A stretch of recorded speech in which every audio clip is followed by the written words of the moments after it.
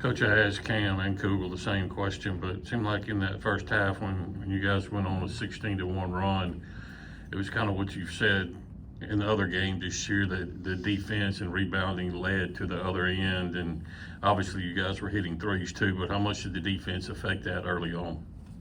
I mean, we're best when we're playing off that end of the floor, and I think like most programs that emphasize it, you can score off your defense, it takes some pressure off your offense, and if you're on the road, it takes the crowd out of the game, which is always nice. And I just think it revs us up. It revs us up, and if our motors are going, then we have opportunities to turn people over and score. And then, like you mentioned, we were 9 for 18 from three, in the first half, and it's contagious. One guy or two makes them, and then everybody kind of joins the party, and that's what happened in the first half. There's Sam standing up to your right, Coach. I know you've been asked plenty of times about how dominant or competitive rather, the SEC is going to be this season, and just to have a performance like this, is this what kind of gives you confidence at all that Mississippi State can be one of the top teams in the SEC? Not really thinking about it too much. Just really got a lot of respect for Coach Hardaway and the way they were playing and the players they have in their program. They've got some unbelievable wins, and they're coming off a road swing that, it's tough. We had an extra day to prepare for them than they did. They had to travel, Wednesday night after a game, and I thought, it was a good timing for us. We had been off and had been preparing for this particular game, so it was really focused on, trying to play well in front of a great crowd, and we'll worry about that when we have to. Will Brian, fourth row in the back right. I think coming into this game, Memphis was shooting better from three than they were from the field overall, and yet you held them to, I think, 8 of 27 in this one. What were you doing on the perimeter defense that were able to limit them so much?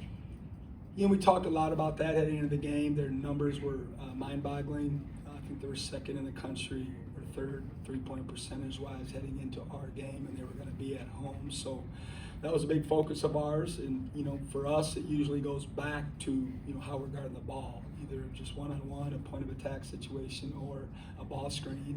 And it may look to the layman that someone gave up a three 2 passes later and it's his fault, but it really wasn't. It was because we broke down earlier in the possession on the ball, and we got into some help situations and created long closeouts, and they took advantage of it. So today we really focused on trying to keep Hunter and Rogers not from getting a bunch of catch and shoot threes. We knew Haggerty was going to get downhill, does against everybody, and we just didn't want to help too much when we were one pass away from either of those guys that I mentioned, because they just shoot the ball so well, and you kind of got to pick your poison. If you want to get in the gaps and try to keep Haggerty in front, you're going to give up some threes, so that's what we chose to do, and it definitely worked in the first half. We'll go Benjamin, second row middle, Coach. We hadn't seen Riley really lighten up the box score like this since, I guess, the Butler game, but we know he has that ability. He's done it at Florida and here, so how nice was it to see that you've got another scoring option who can have the hot hand sometimes and fill it up when Josh or Claudel aren't hitting. Yeah, it's a big bonus. Certainly consistency is what we're looking for him and all of our players, but he hadn't been performing as well in recent games, but as everyone knows, like you mentioned, he's very capable of it. He's had big games and big situations in this league before, and for whatever reason, he was ready to go today. When he shot that first one, it was like, oh boy, get him the ball, because he just looked so pure and so confident, and he really gave us a big boost in the first half. But more importantly for us and for him, he just had more bite to him defensively. He was into the ball better. He was getting some deflections, some tips. He was in a better stance and was fighting, more than maybe he has in the past. And hopefully that'll give him confidence going forward to be able to do that. A couple more, Paul. Obviously, when SEC play gets here, you're going to face, like you said earlier this week, talented teams like that every week. But your two toughest tests so far this year with Pittsburgh and Memphis, and your teams have welcomed that challenge and played their two best games almost against the top two tests. Does that kind of shine a light on your team, or kind of shed some light on what kind of character they have, or is it just too early to say?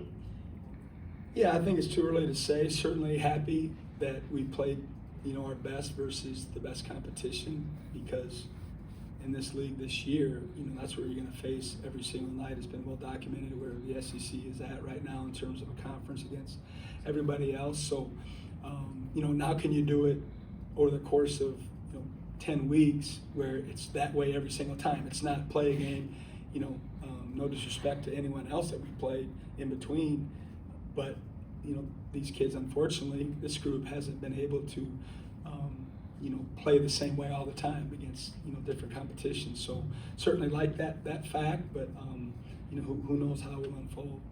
We'll go front row, middle, and then to David on the aisle to wrap us up. Chris, y'all obviously buried Memphis kind of early on, especially throughout the entirety of the first half. They had 12 of their 18 turnovers in that 20-minute period. Was that something y'all were doing to force those, or was it just kind of self-inflicted on the Tigers' part? Gosh, I don't know. I'd have to watch the tape to really discern if it was more us or them. But that was a big goal of ours, and it's something that when we're playing our best, it's how we play. Where we're getting handsy and getting in the passing lanes and the driving lanes, and trying to make things difficult for the other team and shrink the court. And I'm sure it was a little bit of both. But I think more importantly, our guys were really hungry today.